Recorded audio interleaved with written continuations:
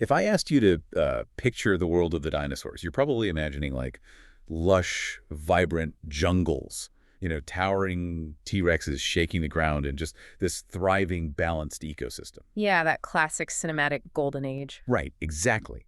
But to get to that point, Earth first had to survive a 50 million year post-apocalyptic nightmare. Welcome to our deep dive on the Triassic period. Today, we're looking at this massive, incredibly detailed Wikipedia compilation to uncover an era that, honestly, desperately needs a rebrand. It really does. It gets overlooked so often. Yeah, it's not just some boring waiting room before the Jurassic. It's this brutal, chaotic saga, literally bookended by two of the most catastrophic mass extinctions in planetary history. It is the ultimate reset of life on Earth. I mean, to really grasp the sheer scale of the Triassic, we have to start at ground zero, which is roughly 251.9 million years ago. Okay, let's unpack this. Set the scene for us. So Earth has just suffered the Permian-Triassic extinction event. It's often called the Great Dying. Up to 90% of all species have just been wiped off the board entirely. 90%. I mean, that is just a total system failure. It is, and geographically, the world would look entirely alien to you. All the major landmasses are smashed together into this single, massive supercontinent called Pangaea. Right, the giant puzzle piece. Exactly. And surrounding this giant landmass is one vast, continuous global ocean known as Panthalassa. So if we want to understand the bizarre animals that are about to inherit the Earth, we first have to understand the absolute hostility of the world they're being born into.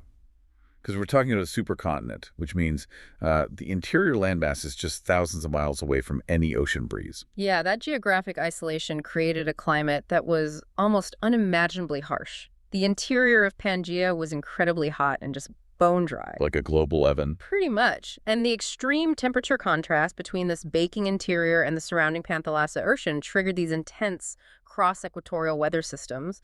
We're talking about mega monsoons that would violently scour the landscape. Mega monsoons. That sounds terrifying. Oh, it was. Furthermore, there is absolutely no geological evidence of polar ice caps during this time. Even the poles were warm and temperate. Wait, really?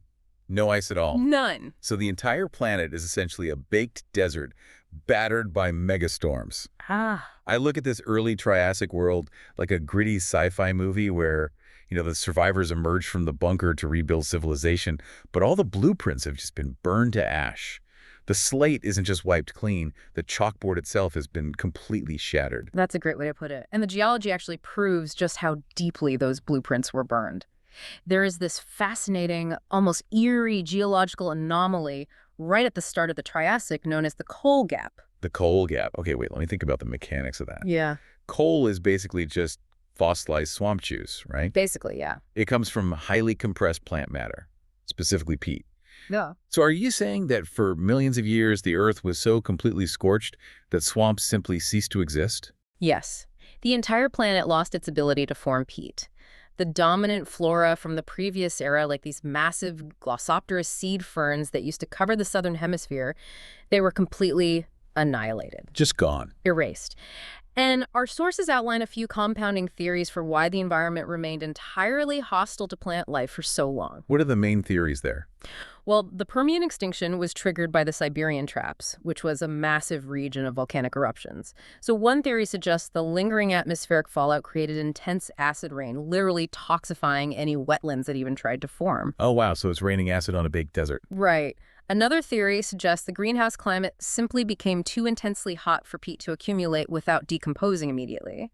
There's even evidence of plummeting atmospheric oxygen levels, creating widespread soil anoxia. So you have acid rain, lethal heat, and choking soil. How long does a planetary hangover like that last? I mean, if the basic building blocks of a forest are gone, how long until you have regular trees and animals eating those trees again? The timeline is staggering. The sources indicate it took roughly 30 million years for diverse communities with complex, stable food webs to fully reestablish themselves. 30 million years. That is an incomprehensible stretch of time for a biosphere to just be staggering around in recovery mode. It is, yeah. But that prolonged vacancy is exactly what drove the Triassic takeover. Because the Earth was a biological blank slate for those 30 million years, evolution went completely wild trying to fill all the empty ecological job vacancies. And this is where we meet the weirdos, right? Oh, absolutely. Because nature had a blank canvas and seemingly no rules. The creatures that pop up look wildly experimental. They do. The group that experienced the most explosive diversity were the archosauromorphs. These were reptiles that barely survived the Permian but suddenly found themselves with zero competition. So they just exploded in variety. Exactly. This triggered an adaptive radiation, leading to some incredibly bizarre body plans. Take a marine reptile called Tanystropheus. Picture a creature where its stiff, elongated neck is actually longer than its entire body and tail combined. Hold on, though. Evolution usually favors efficiency, survival of the fittest. A neck that long sounds like a massive biological liability. It's basically a walking target. How does a creature like Tanystropheus even survive without immediately being snapped in half by a larger predator? Well, that's the genius of the blank slate. There were no larger predators yet. Oh, right. Yeah, without established, highly tuned apex predators patrolling the waters, animals could afford to evolve extreme, kind of unwieldy adaptations. Because nobody was there to punish them for it. Exactly. The evolutionary pressure wasn't about outrunning a perfect killer. It was just about grabbing an empty niche before someone else did. Wow. In this case, sweeping that incredibly long neck into shallow waters to catch fish. So it's basically a gold rush. Yep. And any mutation that works even a little bit gets to survive. Precisely. And you also see incredible examples of convergent evolution during this time. Convergent evolution meaning? Meaning, where nature finds the exact same structural solution to a lifestyle problem, but in a totally different branch of the family tree. Got it. The phytosaurs are a great example of this. If you saw a phytosaur today, you would swear it was a crocodile. Really? Yeah, they had the same armored bodies, the same long, toothy snouts, and they hunted semi-aquatically around the water's edge. But they were completely unrelated to modern crocodilians. It's as if nature said, we have this riverbank environment. What shape works best here? And just reinvented the crocodiles from scratch. Exactly that. And it wasn't just reptiles getting huge, right? The amphibians that survived the extinction were suddenly sizing up too. Oh, amphibians became terrifying. A group called temnospondyls produced these massive aquatic predators. There's one called Mastodonsaurus that grew up to 20 feet long. 20 feet. Imagine a flat-headed salamander the size of a great white shark, just lurking at the bottom of ponds and rivers, waiting to snap its massive jaws shut on anything coming for a drink. A 20-foot salamander is pure nightmare fuel. I can't even picture that. But amidst all this wild experimentation, we have to talk about where the dinosaurs fit in, because they are the ultimate stars of the Mesozoic era. But my understanding is that in the Triassic, they were basically just background extras. They really were. As the archosaurs diversified, they split into two vital branches. You have the Pseudosuchia, which are the crocodilian line, and the Evimettatarsalia, which is the bird line that includes the very first dinosaurs. Okay, so crocs and birds. Right. And during the Triassic, the crocodile cousins completely dominated. The actual dinosaurs were a minor, almost fragile component of the ecosystem. Right, like I'm looking at Colophysis, which is one of the early dinosaurs from this era. It's this slender, lightly built predator, maybe 3 to 6 feet long, mostly just running around on 2 legs, snapping up lizards and insects. Yeah, very small. They were the underdogs. They were absolutely not running the show. The animals running the show were the Rauisuchians. These were giant terrestrial apex predators from the crocodile lineage. They walked on upright legs, occupying the exact niches that a T-Rex would fill millions of years later. But the daytime dominance of these giant reptiles relies entirely on a stable climate. And just as these reptilian empires get comfortable, the Earth's tectonic plates decide to shatter that stability. They do. It's an event known as the Carnian pluvial event, happening around 234 million years ago. Let's focus on the mechanics of this, because pluvial refers to rain. How does a baked desert supercontinent suddenly turn into a water world? It starts with a massive pulse of volcanic activity, specifically the eruption of the Wrangellia Large Igneous Province, located in what is now Western North America. Okay. These eruptions pumped incomprehensible amounts of carbon dioxide into the atmosphere. It's like turning a dry terrarium into a boiling sauna. That massive influx of CO2 acts like a giant glass lid trapping the sun's heat. Exactly. And that supercharges the warming of the Panthalassa Ocean, causing massive accelerated evaporation. And all that atmospheric moisture has nowhere to go but dump continuously onto the Pangaean landmass. You nailed it. The result is that for over 1 million years, this dry supercontinent was battered by intense, continuous global monsoons. Over 1 million years of rain. Yeah. Imagine the sky opening up and pouring rain, not for a season, but for thousands of millennia straight. That amount of water completely rewrites the biological rulebook. I mean, the plants that evolved to survive a scorching desert are going to drown, while plants that thrive in humidity are suddenly going to conquer the world. The floral shift was dramatic. Suddenly, this wet world is covered in early conifers and a group of seed plants called Bennetylas. What do those look like? Picture incredibly hardy, thick-leaved plants that look kind of like a cross between a stubby palm tree and a fern. They were perfectly engineered to soak up this new, endless rain. And when the base of the food web changes that violently, the domino effect going up the chain must be catastrophic. Yeah. If you're a giant reptile whose teeth and digestive system are highly specialized for eating tough desert scrub, and suddenly your only option is dense, humid conifer forests, you're just going to starve. That's the brutal reality of the Carnian fluvial event. Several established groups of herbivorous archosauromorphs simply couldn't process the new flora and they died out. Wow. But others thrived. Heavily armored herbivores called atosaurs, which looked a bit like reptilian armadillos, they did incredibly well foraging in this new vegetation. Right. And crucially, this massive disruption gave those small, rare underdog dinosaurs exactly the opening they needed.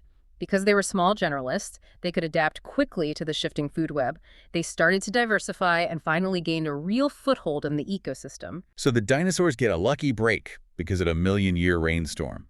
But while these giant reptiles are battling it out for dominance in this newly humid world, the ancestors of the person listening to this deep dive right now, we're fighting a completely different war in the shadows. Yes, and this is perhaps the most personal aspect of the Triassic story. We have to talk about the synapsids, specifically groups called dicynodonts and cynodonts. These are our deep evolutionary great-great-grandparents. They are. Now, it's really important to know that before the Permian-Triassic extinction, synapsids were the unquestioned dominant land animals. Wait, really? Yeah, they were the apex predators and the mega herbivores of the Permian. But during the Triassic takeover, they got severely outcompeted. The archosaurs, you know, those fast, efficient, upright walking crocodile cousins, they pushed the synapsids out of all the prime ecological real estate. Ouch. Yeah, to survive this brutal reptilian dominance, some advanced cynodonts were forced into a very specific marginalized lifestyle. They became tiny nocturnal insectivores. Let me make sure I'm connecting the dots here. The former kings of the world were basically forced to become biological scavengers, scurrying around and hiding in the dark, just to avoid getting eaten by a 20-foot land crocodile. That's the reality of it, yeah. But that downgrade in status actually triggered a massive biological upgrade, didn't it? If our ancestors are suddenly living exclusively in the cold dark of night, they can't rely on the sun to warm their bodies like reptiles do. They can't. If you want to hunt insects in the chill of the night while the giant predators are sleeping, you have to generate your own internal heat. Which means you need a massively accelerated metabolic rate. You become warm-blooded. But generating all that internal heat is useless if you're just bleeding it out into the cool night air. Yeah. You need insulation. You need fur. Our sources highlight that this forced nocturnal lifestyle is likely the exact evolutionary crucible that forced these mammalia forms to develop those specific traits. That is wild. The very reason you are a warm-blooded, hairy mammal today, capable of regulating your own internal body temperature, is because your Triassic ancestors were literally hiding in the dark from giant, terrifying reptiles. That is an incredible perspective shift. I mean, we aren't warm-blooded because it was some inherently superior design in a vacuum. We're warm-blooded because it was the absolute only way to survive the night shift when the day shift was entirely lethal. It's a perfect example of how extreme environmental pressure forces profound innovation. Which brings us perfectly to the grand finale of this era. Because the Triassic began in fire and extinction, and it's going to end exactly the same way, clearing the stage for the true age of dinosaurs. Yeah, history repeating itself. By the late Triassic, the giant supercontinent of Pangaea, which had been stable for tens of millions of years, finally begins to rip apart. The puzzle pieces separate. The tectonic plates start fracturing, creating the rift that will eventually become the central Atlantic Ocean. And this continental unzipping triggers a massive geological cataclysm around 201.4 million years ago, known as the Central Atlantic Magmatic Province, or CAMP-MP. Okay, when we talk about magmatic provinces, we need to scale this up for the listener. We aren't talking about a conical mountain blowing its top like Mount St. Helens, right? Not at all. We are talking about massive volcanic dikes. Picture deep fissures in the Earth's crust, some stretching up to 800 kilometers long. 800 kilometers. Yes. The ground is literally tearing open, pumping immense volumes of lava across millions of square kilometers. But the real killer wasn't the lava itself, it was what those eruptions injected into the atmosphere. Colossal amounts of carbon dioxide and sulfur dioxide. So we have a chemical double whammy hitting the climate. The sulfur goes up into the atmosphere and acts like a global mirror, reflecting sunlight away from the Earth. That plunges the planet into sudden freezing volcanic winters. But sulfur eventually washes out of the atmosphere, right? Yeah. The carbon dioxide, however, stays up there for thousands of years. Exactly. So the life that miraculously survives the freezing volcanic winter is immediately subjected to a devastating whiplash of extreme long-term global warming. Talk about giving evolution whiplash. And as the oceans absorbed all that excess atmospheric CO2, it triggered severe ocean acidification, literally dissolving the shells of marine organisms. I look at this sequence of events and it feels like the ultimate cosmic bait and switch. Evolution spends 50 million years meticulously rebuilding a ruined world. It engineers these incredible apex predators, these complex forested ecosystems, only for the tectonic plates to literally pull the rug out from under them and burn it all down again. The toll was catastrophic. In the oceans, 22% of all marine families vanished entirely. Conodonts, these eel-like creatures that had successfully navigated the oceans for hundreds of millions of years, they were gone forever. On land, the end Triassic extinction completely wiped out the dominant archosaurs. The massive Roosuchians, the heavily armored atosaurs, the crocodile-mimicking phytosaurs, they were all erased from the timeline. But the slate wasn't completely wiped clean this time, was it? No. And this is the ultimate punchline of the Triassic. Who survived this second apocalypse? Let me guess. The weirdos in the shadows. The animals that were already marginalized, the small, highly adaptable dinosaurs who had been pushed to the fringes of the ecosystem, managed to make it through the climate whiplash. And our tiny, furry, burrow-dwelling mammalian ancestors who were already accustomed to living in harsh, hidden conditions, they survived too. Because the apex predators, the heavy hitters who required massive amounts of food and stable climates to sustain their massive bodies, were completely wiped off the board. The board was cleared. When the dust settled, the giant terrestrial reptiles were dead. The surviving dinosaurs looked around and saw empty ecological niches absolutely everywhere. Free real estate. Exactly. The true age of dinosaurs doesn't officially begin until the Jurassic period, but it was the end Triassic extinction that handed them the keys to the kingdom. So wrapping up this massive 50 million year narrative, I think it's pretty clear why the Triassic needs a fundamental rebrand. Definitely. It wasn't just a quiet waiting room for the T-Rex to arrive. It was a dynamic, brutal crucible. It started with a scorched earth desert. It birthed the weirdest, most experimental animals imaginable. It literally forced our ancestors to grow fur in the dark just to survive.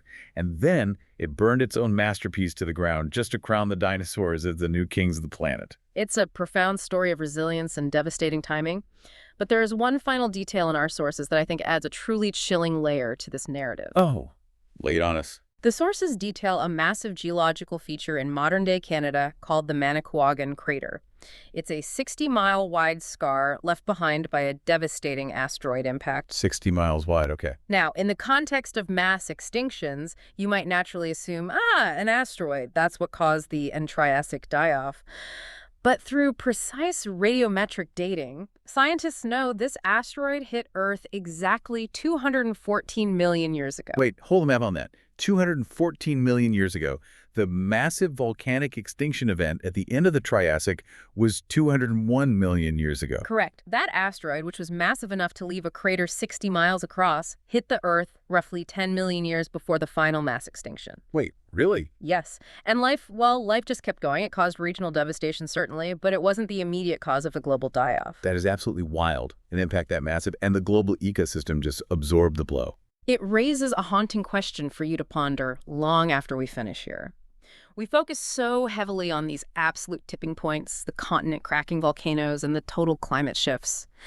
But looking at that crater, you have to ask, How much cosmic trauma can a global ecosystem actually endure before it finally Right. snaps? If an asteroid of that magnitude hit our planet today, long before any volcanic tipping point or climate collapse, how would our modern, highly specialized food webs fare? Would we absorb the blow and keep going like the Triassic did for 10 million years?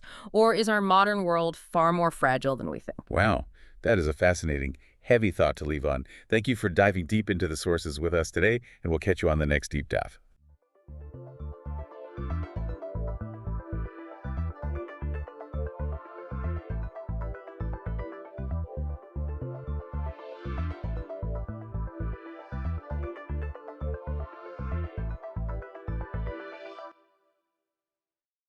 Welcome to the Deep Dive. Today, we're looking at, well, a really fascinating stack of historical sources. We've got accounts from ancient Roman historians like Pliny and Livy, and even some modern economic analyses. Yeah, and we're using all of this to unpack what might just be the ultimate public relations stunt in human history. I mean, the ancient Roman triumph. Right. And our mission here is to figure out how this singular event acted as like a psychological and political pressure cooker for an entire civilization. Because, usually when you think about a massive public celebration, there's a certain lane it stays in. Oh, absolutely. Like a sports team wins a championship, you get a parade with confetti. A president is elected, you get an inauguration. Exactly. Or a religious holiday comes around, you get solemn rituals. We basically categorize these events so we know exactly what to expect from the spectacle. Right, we separate the secular from the sacred, or, the political from the military. But then you step into the world of ancient Rome, and suddenly those categories they just completely collapse. We're looking at a historical event that is honestly mind-boggling. It really is. I want you to imagine a Super Bowl parade, a presidential inauguration, and a deeply solemn religious festival all rolled into one massive, deafening event. Oh, and the guest of honor gets their face painted red and is legally allowed to play God for 24 hours. Just for one day, yeah. Okay, let's unpack this, starting with the man of the hour. Right, the Vir Triumphalis, Yeah. the man of triumph. For one day, a mortal general was elevated to a state of near divinity. And the visual language they used to communicate this was just completely overwhelming. It wasn't exactly subtle, was it? Not at all. Picture the general entering the city. He isn't wearing his standard military armor. He's dressed in a laurel crown and this all-purple gold-embroidered toga called the toga picta. Wow. Yeah, and he's wearing red boots. And in some of the most striking accounts, his actual face is painted red. See, that red paint seems so bizarre at first glance, but it was doing some incredibly heavy lifting, culturally speaking. It was. It was likely done to mimic the terracotta statue of Rome's highest god, Jupiter Capitolinus, which stood in the Great Temple on the Capitoline Hill. So for that single day, the general was literally adopting the guise of the supreme deity. Which brings me to this massive contradiction in our sources, because, if Roman society was built on a republic that actively hated kings. Oh, they despised them. Right, they expelled their last king, Tarquin, and basically made it their entire national identity to hate monarchy. So isn't dressing up as a supreme god king incredibly dangerous? Oh, without a doubt. It feels like walking into a corporate office, putting on the CEO's bespoke suit, sitting behind their mahogany desk, and demanding the board double your salary. You are just begging to be fired. Or, well, in the Roman case, assassinated. Yeah, it was arguably the most dangerous thing a Roman can do. And that tension is exactly what made the triumph such a precarious ritual. It was an honor granted by the state, but it required divine legitimacy to keep it from looking like a hostile takeover. So how did they balance that? Well, when the general finally reached the Temple of Jupiter at the end of the route, he didn't just wave to the cheering crowds and declare himself ruler. He performed a highly specific ritual. Right, the sacrifice. Exactly.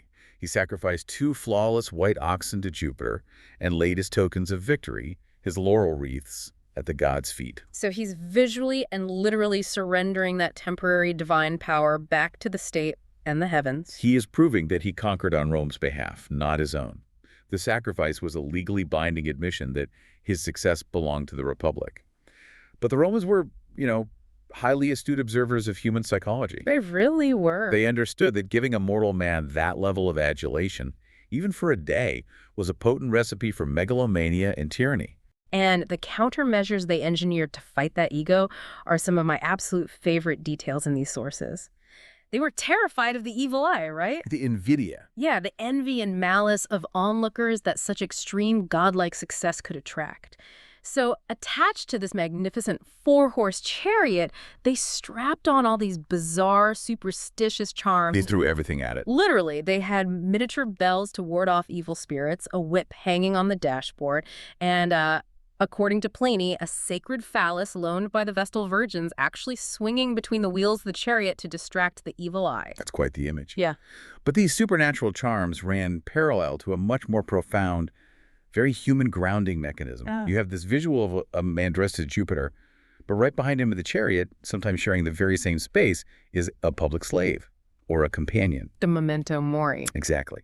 Their sole job was to whisper in the general's ear throughout this entire deafening procession, reminding him of his mortality. Look behind you. Remember, you were just a man. Which is wild. The Romans didn't view this as a buzzkill, though. They viewed it as an institutionalized reality check. They felt this psychological grounding was absolutely necessary to keep the Republic from imploding under the weight of one man's ambition. So you have a guy dressed as Jupiter, riding a chariot with bells and a phallus dangling off it, while someone literally whispers, "You're gonna die someday," in his ear. It's an incredible scene. It really is. Let's map out the actual parade itself, because the physical logistics of moving this spectacle through ancient Rome are staggering. So the procession, or pompa, usually mustered in the Campus Martius, the Field of Mars, well before dawn. And the geography here is crucial to understand the rules they were breaking. The Campus Martius was just outside the Pomerium. Right, the sacred boundary of the city. Under normal Roman law, a general was strictly forbidden from bringing active military power, his imperium, inside that boundary. Bringing an army into the city was straight-up treason. It was a capital offense. Yeah, so the Triumph was the one terrifying, highly regulated exception where armed soldiers and a victorious general were invited across that line. And they entered through a specific gate, the Triumphal Gate, which was only used for this purpose. From there, the route wound past the Circus Maximus, through the crowded Roman Forum, and up the steep incline of the Capitoline Hill. Which is roughly, what, a 2.5-mile route? Roughly, yeah. But the sheer volume of material they packed into those miles is what made it legendary. Imagine you're a Roman citizen standing on the street corner. You might be a baker or a blacksmith who has never left the Italian peninsula. Suddenly, rolling right past your house, you're seeing the edges of the known world. Oh, absolutely. You have captive foreign kings and their families walking in chains. You have captured weapons, exotic animals like ostriches and panthers, and massive groaning carts full of raw gold and silver. Plus, they essentially invented the parade float. They really did. They built these massive billboard-style paintings, tableaux, and physical models depicting the conquered cities and the specific battles. It was a masterclass in visual communication. It served as educational material, raw state propaganda, and high-octane entertainment all at once. But I have to push back on the reality of actually executing this. The sources casually mention that some of these triumphs lasted 2 or 3 full days. Like, Aemilius Paulus's triumph allegedly featured 2,700 wagon loads of captured weapons alone. Right, the scale is hard to comprehend. We are talking about tens of thousands of soldiers, prisoners, and animals moving at an absolute crawl through narrow city streets. Where did everyone eat? Where did they go to the bathroom mid-parade on day 2? Well, you've hit on one of the great blind spots of classical history. No ancient source actually bothers to explain the logistical infrastructure. Really? None of them? None. We have no manuals on where these thousands of people slept or how they managed basic human needs in the middle of a multi-day procession. We know the parades were notoriously slow and prone to breaking down, but the practical, gritty management of the event is completely absent from the historical record. I suppose, and then the 10th Legion had to hold formation while waiting an hour for the latrines. Doesn't make for an awe-inspiring victory monument. Yeah, historians like Livy and Plutarch were writing to provide moral lessons and celebrate the glory of the state, not to draft a logistical manual for event planners. Fair enough. Now, this psychological grounding we talked about earlier wasn't just left up to one whispering slave either. The state actually weaponized the general's own men against his ego. Oh, the songs. Yes. During the parade, the victorious, unarmed soldiers following the chariot weren't just marching silently or praising their commander. They were chanting "Io Triumph" and singing dirty, ribald songs, openly mocking their own general. What's fascinating here is that it seems entirely counterintuitive to invite insubordination at the moment of highest honor. Mm-hmm. But this was yet another vital social pressure valve. To keep him grounded. Exactly. The soldiers singing mocking songs ensured the general didn't start believing his own propaganda. It allowed the troops to assert their own agency and part in the victory, while keeping the commander tethered to the reality of the men who actually bled for him. It's basically a state-sanctioned roast. You get the highest honor in the Republic, but your subordinates get to publicly mock your hairline and your love life on national television. Pretty much. Now, all those groaning wagons of silver and gold we just mentioned rolling past the crowds, they didn't just sit in a museum after the parade. They hit the Roman economy like a tidal wave. Oh, the financial shockwaves of a triumph were staggering. While the state defrayed some of the immediate logistical costs, the general was expected to fund massive post-procession banquets, public games, and infrastructure projects from his share of the plunder. The sources show how this influx of wealth radically altered the financial landscape. Like when Octavian brought his loot back from conquering Egypt, the sheer volume of physical gold and silver coinage he injected into the Roman market vastly increased the money supply. It was an unprecedented amount of cash. Yeah. Cash became incredibly cheap to borrow, which caused interest rates to plummet, and real estate became highly sought after, causing land prices to spike across the board. That is macroeconomics driven entirely by military plunder. The general essentially became the central bank. To put that in modern terms, that's like a sports team winning a championship and bringing home enough prize money to literally pay off the city's national debt and lower everyone's mortgage rates. This is hard to even fathom today. And this wealth trickled down into the hands of everyday Romans. There's this fantastic detail from the writer Varro, who mentions that his own aunt made a killing, 20,000 sesterces, just by supplying 5,000 thrushes for the banquet following the triumph of Caecilius Metellus in 71 BCE. That's a lot of birds. Right. And to give you some context on that number, a standard Roman legionary at the time earned about 900 sesterces a year. She made decades worth of wages just selling birds for one party. It really demonstrates how the triumph mobilized and enriched the entire city from the top down. But, we must also consider the grueling political reality behind that wealth. The general didn't just show up at the city gates with a bunch of gold and demand a parade. Right, because if the Senate controlled the permit for this event, they must have used it as a political weapon. If a general was getting too popular or too wealthy, I imagine the Senate would deny the triumph just to kneecap his political momentum. They absolutely weaponized the permit process. Officially, a general had to wait outside the pomerium and report his victories to the Senate, who would debate and vote on whether the campaign met the strict criteria for a triumph. They were checking the legal boxes, supposedly. Supposedly. They were evaluating precedent. Was the war declared legally? Were enough enemies killed? But in reality, they were anxiously measuring the general's popularity. Granting a triumph could skyrocket a rival's political career and give him too much leverage. But they had a built-in consolation prize for exactly that scenario, didn't they? The ovation. The ovation was the lesser honor, effectively the silver medal. If the Senate wanted to acknowledge a victory but limit the general's glory, they granted an ovation. So what did that look like? In this version, the general didn't get the four-horse chariot. He entered the city on foot or on horseback. He wore a standard magistrate's toga instead of the toga picta, and a wreath of Venus's myrtle instead of Jupiter's laurel. More importantly, his troops usually didn't accompany him, severely dampening the visual display of military might. Which makes the story of Marcus Marcellus so hilarious. In 211 BCE, he defeats the Carthaginians in Sicily. The Senate denies him a full triumph, offering him the ovation instead. And Marcellus essentially says, fine, I'll take the ovation, but I'm throwing my own triumph first. Yeah, he utilizes his massive wealth to throw an unofficial rogue triumph on the Alban Mount just outside the city the day before his official ovation. And then he turns his silver medal walking parade into a massive spectacle anyway. He rolls into Rome on foot, sure, But he brings a giant painting of his siege of Syracuse, captured royal ornaments, and 8 actual elephants leading his procession. It's an incredible workaround. It is the ultimate power move. Oh, you want me to walk? Cool. Meet my 8 elephants. It perfectly illustrates the tension that ultimately doomed the Republic.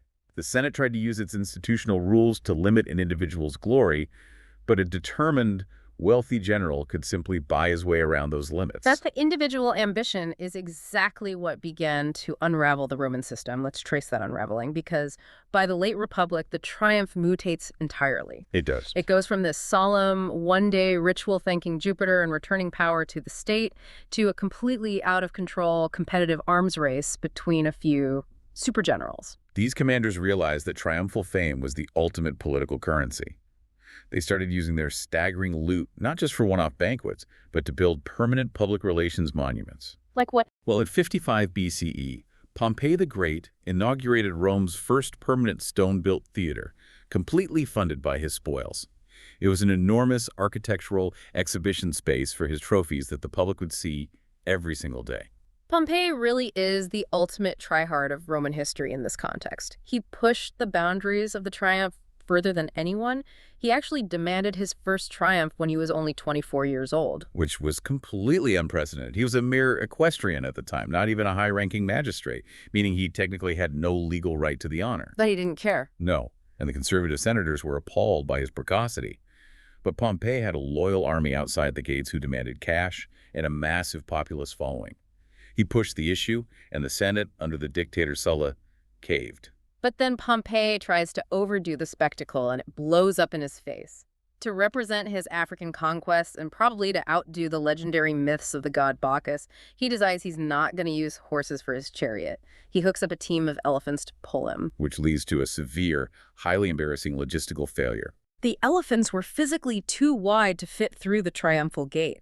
So right in the middle of this supposedly majestic, godlike moment, Pompey has to awkwardly dismount, unyoke the giant elephants, and swap in a regular team of horses while the entire city watches. It's a great image. It really is. But despite the embarrassment, he and his rivals just kept escalating. To the point where conservative Roman historians later blamed these very parades for the death of the Republic. Writers like Livy and Pliny argued that the influx of foreign wealth and the constant desperate need to outdo the last triumph destroyed Rome's foundational peasant virtues. That austere stoicism that had built their empire in the first place. Exactly. They pointed to very specific imports as the catalysts for moral decay. Livy traced it back to a general who introduced specialist chefs and flute girls. And Pliny complained about furniture, didn't he? Yes, Pliny complained about the introduction of one-legged tables and blamed Scipio Asiaticus for bringing in thousands of pounds of chased silver and gold. They viewed this sheer imported luxury as a rotting influence that softened the Roman character. And the climax of this perceived rot was Pompey's third triumph in 61 BCE. He decided one day simply wasn't enough to contain his glory, so he stretched the parade to 2 full days. It's massively excessive. And among the staggering wealth he displayed, he included a massive portrait bust of himself. But it wasn't carved from marble or cast in bronze. The entire head was completely covered in pearls. That's right. A giant pearl head. It's so gaudy. Pliny the Elder writes about that pearl bust with a lot of ominous hindsight. He sees it as a grotesque display of Eastern decadence that betrayed Roman values and practically invited the gods' wrath. Because of what happened to him later. Right. For Pliny, the pearl head anticipated Pompey's eventual downfall and his literal decapitation in Egypt years later. When you have generals with private armies throwing multi-day parties to show off their pearl heads, the system is fundamentally broken. Where does the arms race end? It ends with the imperial takeover. After the assassination of Julius Caesar and the ensuing civil wars, his adopted son Augustus emerges as the sole ruler. And Augustus is a remarkably astute politician. He is. He looks at the history of the triumph and realizes that allowing rival generals to hold these parades is far too dangerous. The triumph is a machine designed to create kings, and Augustus intends to be the only king in Rome, even if he insists on calling himself just the first citizen. So he doesn't just shut the tradition down, he monopolizes it. Precisely. He absorbs the triumph directly into the imperial cult.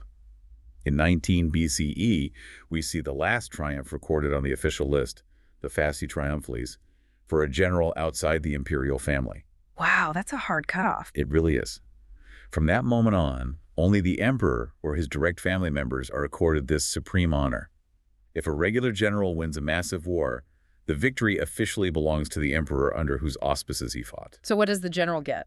The general just gets triumphal ornaments, the statues and the medals, but he never gets the chariot or the parade. So Augustus takes the ultimate public relations weapon and locks it in the imperial armory.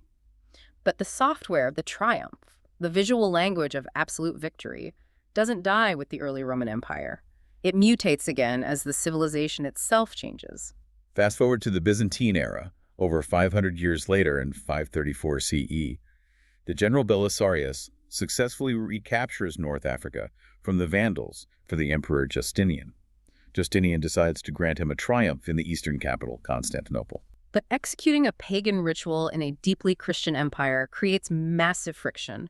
You have a religion built on humility and turning the other cheek, trying to utilize a political system built on world conquest and ego. And the visual changes reflect that friction perfectly. Belisarius doesn't ride a golden chariot. He walks on foot, much like the old Republican ovation. And he certainly isn't heading to the Temple of Jupiter. Where does he go? He marches into the Hippodrome, the great chariot racing stadium of Constantinople. There is no sacrifice to pagan gods. Instead, the procession ends with a Christian prayer, and the victorious general lies completely prostrate on the ground before the Christian emperor. They took the exact same they even paraded the very same loot from the Temple of Jerusalem that Titus had captured centuries earlier, but they reprogrammed the core message. It shifted from the general is temporarily a god to the general serves God and the emperor. But bridging that gap between the bloody pagan past and the Christian present wasn't always a smooth transition. It could be violently contested by the public. The story of St. Telemachus in 404 CE captures this perfectly. The Emperor Honorius is celebrating his triumph over the Visigoths, and part of the traditional entertainment for a triumph going back centuries was gladiatorial games. Right, a staple of Roman public celebrations, deeply ingrained in the culture's bloodlust. Telemachus, a Christian monk, is horrified by this. He leaps into the arena to try and physically separate the gladiators and stop the killing.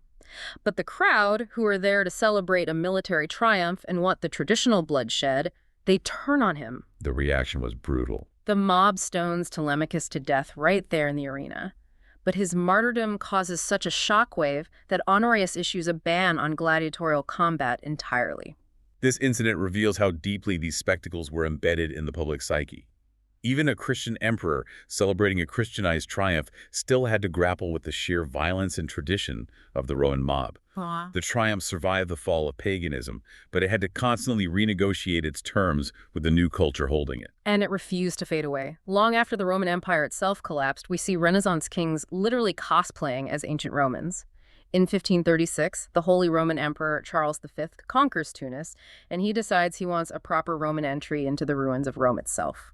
They went to extraordinary lengths. They actually cleared buildings and demolished houses to recreate the ancient Via Triumphalis. Charles V rode in on a white horse wearing a purple cape, deliberately echoing the ancient imperator. My absolute favorite detail from that event is that they hired actors to dress up as ancient Roman senators to hail him as he rode past. But these fake senators hailed him as a soldier of Christ. The layering is wild. It's this incredible historical mashup. You have a 16th century monarch riding through the physical ruins of antiquity, pretending to be a pagan Roman conqueror, being cheered by actors playing dead politicians, all to celebrate a Christian victory. If we connect this to the bigger picture, it proves that the triumph became an immortal symbol. It transcended its origins as a highly specific religious rite to Jupiter and evolved into the universal Western shorthand for absolute, unquestionable victory and power. We've been on quite a journey today. We started with a mythical victory lap meant to honor the gods and surrender power to the state. We watched it mutate into a republic-breaking weapon of wealth and pure ego under commanders like Pompey. And then the emperors took over. Right. We saw Augustus lock it away as an imperial monopoly, and then watched it echo through the centuries, influencing Byzantine emperors and European kings who just couldn't resist the allure of the purple toga and the cheering crowds. Looking at this massive sweep of history really highlights the brilliance and the ultimate fragility of the Roman system. They tried to build a cultural machine that could balance extreme, world-conquering glory with forced humility. They wanted it both ways. Exactly. They wanted all the expansionist benefits of a godlike general without suffering the domestic consequences of a tyrant. And eventually, the machine broke under the weight of human ambition, which leaves you with something to ponder as we wrap up this deep dive. The Romans were so terrified of unchecked ego that they legally required a slave to stand behind their greatest heroes at their moment of maximum glory and whisper, "You are just a mortal." A literal reality check. They engineered a system to force their leaders to look back and remember their own limitations. Today, we give our billionaires, our celebrities, and our politicians unlimited social media platforms, 247 echo chambers, and algorithms that are specifically designed to reflect their own brilliance right back at them without a shred of pushback. That's a scary thought. It makes you wonder, what would our society look like if we brought back the memento mori for our modern triumphitors? Thanks for joining us on this deep dive. We'll catch you next time.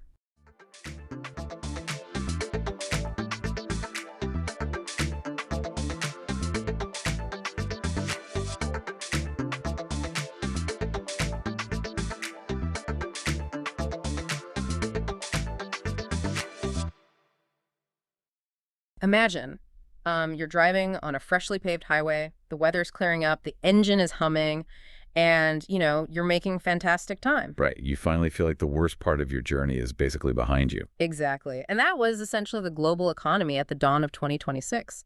I mean, we were riding this unparalleled technology and artificial intelligence investment boom. Yeah. Global trade tensions were actually showing signs of easing up. For once. Right. And financial conditions were pretty accommodating. Growth was holding remarkably steady. And then on February 28th, a catastrophic multi-car pileup happens right in the middle of the only bridge out of town. And that pileup, it forced the International Monetary Fund to just completely tear up their economic rulebook overnight. Mm-hmm. I mean, instead of issuing their standard spring forecast, they released this highly anticipated and, frankly, really ominous new report. Yeah, titled Global Economy in the Shadow of War. Exactly. Okay, let's unpack this. Because to understand where the global economy is heading, we have to look at the exact mechanism of that February shock. We do. We need to, move away from overarching economic theory for a second and look at the physical reality of global trade, specifically the Strait of Hormuz. Yeah, because if you really want to understand global economic vulnerability, you have to study choke points. And the Strait of Hormuz is, well, it's arguably the most critical maritime bottleneck on the entire planet. Wow. To put the scale into perspective here, the IMF report details that normally about 20 million barrels per day of oil flow through that specific corridor. Wait, 20 million every single day? Every single day. Yeah. That represents roughly 20% of daily global oil consumption. Yeah. All of it squeezing through just one, narrow geographic passage. So, think of global trade like this colossal, highly automated warehouse, right? Oh. The shipping lanes are the conveyor belts moving critical components to the assembly lines. And the Strait of Hormuz is basically the primary exit door for the entire energy sector. That's a great way to look at it. Right. So when a major conflict suddenly barricades that door, the whole warehouse just grinds to a halt. The assembly lines are completely starved of fuel, and the cost of whatever inventory is left on the shelves just skyrocket. And the disruption on February 28th, it severed a staggering volume of that energy supply. The conflict immediately curtailed about 8.5 million barrels per day of crude oil exports. Jeez. Yeah. Removing that much supply from the global market instantly, instantly alters the economic calculus for nearly every nation on Earth. Right. And, it's not just crude oil either. The flow of natural gas was also severely compromised. Yeah, the natural gas numbers in the IMF report are just jarring. Almost immediately, European natural gas prices spiked by 61%. Right. And Asian liquefied natural gas, or LNG, that surged by 80.6%. Which is massive. But here is the bizarre part to me. The report notes that United States natural gas prices barely moved at all. They rose only about 4.9%. So if energy is a globally traded commodity, why didn't the U.S. feel the same immediate pain as Europe and Asia? Well, because the global energy market is ultimately constrained by physical infrastructure. Yeah. To ship natural gas across an ocean, you can't just pump it into a standard cargo hull. Right, it's gas. Exactly. You have to cool the gas down to roughly minus 260 degrees Fahrenheit until it condenses into a liquid. Then, you load it onto these highly specialized cryogenic ships. Wow, okay. And the U.S. has abundant domestic gas reserves, sure, but the coastal facilities required to freeze and load that gas, those LNG export terminals, They were already operating at their absolute maximum limit. Oh, I see. So even if buyers in Asia were totally desperate and willing to pay, like, double the price, the U.S. simply couldn't physically push more gas out the door. Precisely. That physical bottleneck kept the gas trapped domestically, which, insulated U.S. prices. But for the rest of the world, paying that 80% premium, it acts as a severe economic contagion. Yeah. If we connect this to the bigger picture, an energy crisis is fundamentally an inflation crisis because energy is the invisible base layer of the entire economy. It's the core ingredient in literally everything you buy. I mean, it powers the fertilizer plants that grow your food. It fuels the cargo ships, the delivery trucks that bring goods to your local stores. Exactly. And prior to February, the IMF was tracking a very encouraging global disinflation trend. Right. Things were looking good. Yeah. Central banks were finally getting rising prices under control. But when energy spikes like that, those costs bleed into agricultural production, manufacturing, logistics. It threatens to entirely derail all the progress we made against inflation over the last 3 years. And because that energy choke point is highly unpredictable, the IMF couldn't just offer one singular prediction for the rest of the year, could they? No, they really couldn't. The report actually lays out 3 distinct paths for the global economy, and it depends entirely on how long the blockade lasts. Yeah, they had to abandon their traditional baseline projection because the geopolitical situation is just too fluid.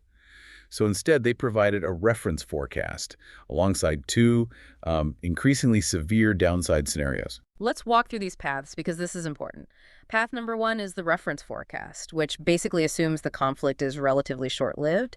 But even in this optimistic scenario, a lot of economic damage has already been done, right? Unfortunately, yes. Under this reference forecast, the IMF projects global growth will dip to 3.1% for 2026. Which is down from what? It's down from their pre-conflict projection of 3.4%. And simultaneously, global headline inflation bumps up to 4.4%. So it represents a noticeable deceleration of economic progress and basically a stall in the fight against the cost of living. But if the conflict drags on, we move to path 2, which is the adverse scenario. Right. And the adverse scenario assumes the conflict restricts supply long enough to drive oil prices up by 80%. Wow. In this environment, global growth drops to 2.5% and inflation climbs to 5.4%. And then there's the third path, the severe scenario. This assumes lasting damage to Middle Eastern energy infrastructure. In this projection, oil prices increase by 100% and natural gas jumps by 200%. The IMF warns that global growth would plummet to 2% and inflation would cross the 6% threshold. Which is terrifying because a 200% increase in natural gas would paralyze heavy industry across Europe and Asia. Just shut it down. Okay, I have to push back a little on this underlying pessimism, though. Okay, sure. Because on paper, 2% global growth still sounds like forward momentum. Furthermore, wait, didn't the global economy just survive a massive inflation and supply chain shock during the pandemic recovery? We did, yeah. We managed to navigate that without a total systemic collapse. Aren't we more resilient now? Why is the IMF sounding the alarm so urgently this time around? It's a fair question, but when you factor in global population increases, 2% global growth is functionally a per capita recession. Oh, I see. Yeah. On the ground, it translates to widespread corporate hiring freezes, housing markets grinding to a halt due to sustained high interest rates, and companies just shelving major technological investments. Right. And as for our resilience, well, the IMF firmly warns that we are actually in a much more fragile position today, precisely because of how we survived the pandemic shock. Meaning governments have already emptied their emergency coffers. Exactly. The report specifically highlights severely eroded fiscal buffers. Over the last few years, governments spent unprecedented amounts of money to protect their citizens. Right. They subsidized energy bills, offered corporate tax breaks, sent direct stimulus checks. Yes, and by doing so, public debt absolutely soared. So the vast majority of governments simply do not have the financial firepower or the borrowing capacity, really, to absorb another 200% energy spike. The safety net is gone. Wow. And the IMF indicates that this vulnerability is not distributed equally either. No, not at all. Vulnerable commodity-importing developing economies are absorbing the most brutal impact here. They are hit by a devastating double blow. How so? Well, first, they're paying significantly more for the energy they need to import. And second, global uncertainty causes international investors to flee to safe haven assets, predominantly the U.S. dollar. Right, which artificially inflates the value of the dollar while tanking the value of developing nations' currencies. Exactly. So they have to buy oil, which is priced in US dollars, right? Yeah. Using local currency that buys significantly less than it did just 3 months ago. It is an agonizing dynamic for those countries. And this pervasive sense of threat across the board is driving a massive structural reaction from governments worldwide. Yeah. The sudden economic shocks of the Middle East conflict are basically acting as a catalyst for a calculated, widespread surge in global defense spending. So if governments have depleted their emergency funds, like you said, and they're staring down slower global growth, how on earth are they affording these massive military buildups? That's the billion-dollar question. To understand the macroeconomic consequences of this pivot, the IMF compiled a historical data set covering 164 countries dating all the way back to 1946. Wow, that's a lot of data. It is. And they found that currently half the world is actively increasing their military budgets. Historically, an average defense boom lasts just over 2.5 years and adds about 2.7 percentage points of GDP to national defense outlays. That is a colossal reallocation of resources. Massive. Here's where it gets really interesting, though. How does spending billions on military readiness actually impact the broader economy? Because, building naval ships, hiring aerospace engineers, opening munitions factories, it sounds a lot like a giant government-funded jobs program. Well, in the short term, it absolutely acts as a stimulus. The IMF report explains that defense spending operates as a targeted demand shock. They calculate an economic multiplier of roughly 1. Okay, what does that mean in plain English? It means for every dollar a government spends on defense, the overall economy grows by about $1. It lifts consumption and drives private investment within defense-adjacent sectors. Right, but it's a one-to-one return. It doesn't trigger a cascading wave of secondary prosperity. The factory workers get paid, the economy ticks upward momentarily, but it comes with a catch. A huge catch. The critical issue is the financing. Historically, roughly 2/3 of a defense boom is financed by deficits. They're borrowing the money. Yes. Yeah. Governments are borrowing the money to fund this stimulus. As a result, public debt jumps by about 7% within just 3 years of the initial buildup. Ramping up defense spending like this is essentially like putting a state-of-the-art security system for your house on a high-interest credit card. Exactly. In the short term, you feel incredibly secure. The technicians who install the cameras get paid, the hardware store makes a profit that is your immediate economic boost.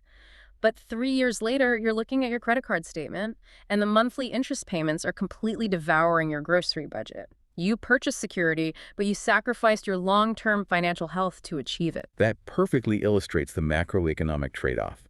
And it becomes even more complicated for nations that do not possess domestic defense industries, because as they spend more on military readiness, their imports surge, causing their current account balances to deteriorate. Let me pause you there. For those of us who don't read central bank ledgers for fun, you're basically saying that more money is bleeding out of the country to buy foreign weapons than is coming in from regular trade, correct? That is exactly the dynamic. They are exporting their wealth to import military hardware. Wow. And the IMF also draws a stark line between a defense boom during peacetime and a defense boom during an active war. In peacetime, a defense buildup can boost output without necessarily crushing other public sectors. But in a wartime boom, the math changes entirely. It's the classic guns versus butter dilemma. It really is.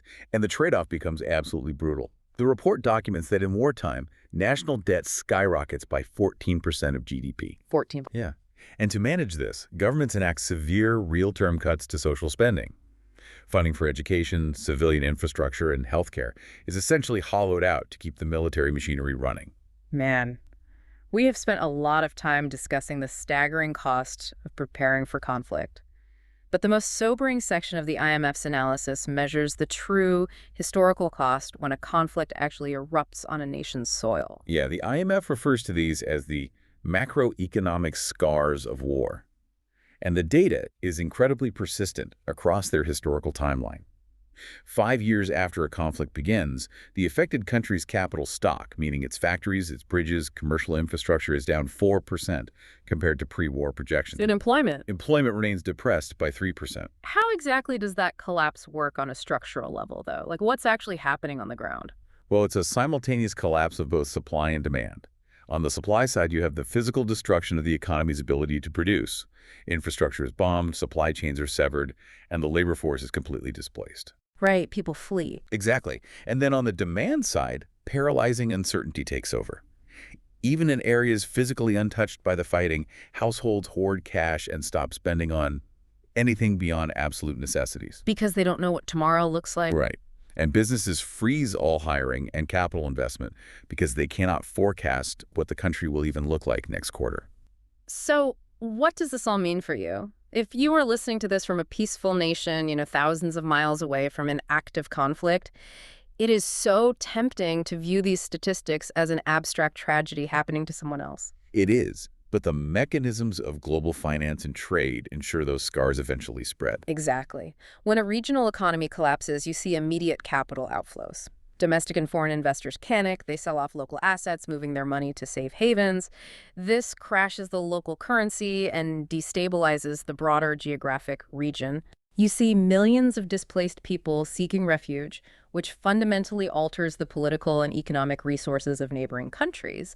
And, like we saw with the Strait of Hormuz, the destruction of infrastructure in one part of the world immediately spikes the cost of the energy heating your home. Which brings us to the recovery phase. This raises an important question. How do countries ever recover from this depth of structural damage? Because the historical data clearly demonstrates that even when a ceasefire is signed, recoveries are painfully slow. And if they relapse? If a country relapses into conflict, the economic recovery stalls out entirely. The IMF notes that you can't just, rebuild a damaged bridge, hand out some relief funds, and expect the economy to magically restart. Piecemeal policies fail. So what does a successful recovery actually look like in practice? It requires an overwhelming, comprehensive package of interventions. The IMF heavily stresses the need for early macroeconomic stabilization. Meaning what? Meaning international institutions must step in to halt hyperinflation and stabilize the currency so citizens can afford basic necessities. And crucially, it requires decisive debt restructuring. Because these countries emerge from war carrying the massive deficits they incurred to fight it in the first place. Yeah, precisely. You cannot just forgive a margin of interest and call it a day. International creditors must be brought to the table to systematically write down the principal debt. Wow, the principle itself. Yes. Otherwise, the recovering nation is spending all of its international aid merely servicing old wartime loans rather than rebuilding its capital stock. Without immense coordinated international support, the macroeconomic scars harden into permanent features of the economy. We have covered a tremendous amount of ground today. We started by examining the physical bottleneck at the Strait of Hormuz, unpacking how a single geographical choke point can freeze the global supply chain and send inflation spiking worldwide. Right. And we analyzed the IMF's increasingly severe economic scenarios, detailing how the erosion of our fiscal buffers over the last few years leaves us highly vulnerable to a sustained energy shock. We decoded the mechanics of the current global defense boom, revealing that the short-term economic stimulus of military spending is ultimately financed by long-term deficits that act as a drag on national wealth. And finally, we confronted the lasting scars of conflict, the dual collapse of supply and demand, and the complex international interventions required to reconstruct a shattered economy. Before we wrap up, I want to leave you with a final concept to mull over. As we digest the IMF's stark projections, it appears we may be crossing a threshold here. Geopolitical instability, fractured supply chains, and sweeping defense budgets are no longer temporary anomalies. No. They are becoming the structural foundation of the new normal. Which forces a total reevaluation of how global markets function. Exactly. If this is the new reality, will the fundamental way we measure a healthy economy have to evolve? Are we entering an era where the next generation will simply have to accept a permanent security premium baked into the price of the food they eat, the energy they use, and the goods they buy? It's very possible. Perhaps true global prosperity in the future will not be defined by how fast we can grow, but by how well we can absorb the next inevitable shock. It's a massive paradigm shift that every policymaker and citizen will have to navigate. Thank you for taking this deep dive with us. We know your time is incredibly valuable, and we appreciate you spending it here, digging into the mechanisms that shape our world so you can navigate it as a more deeply informed citizen.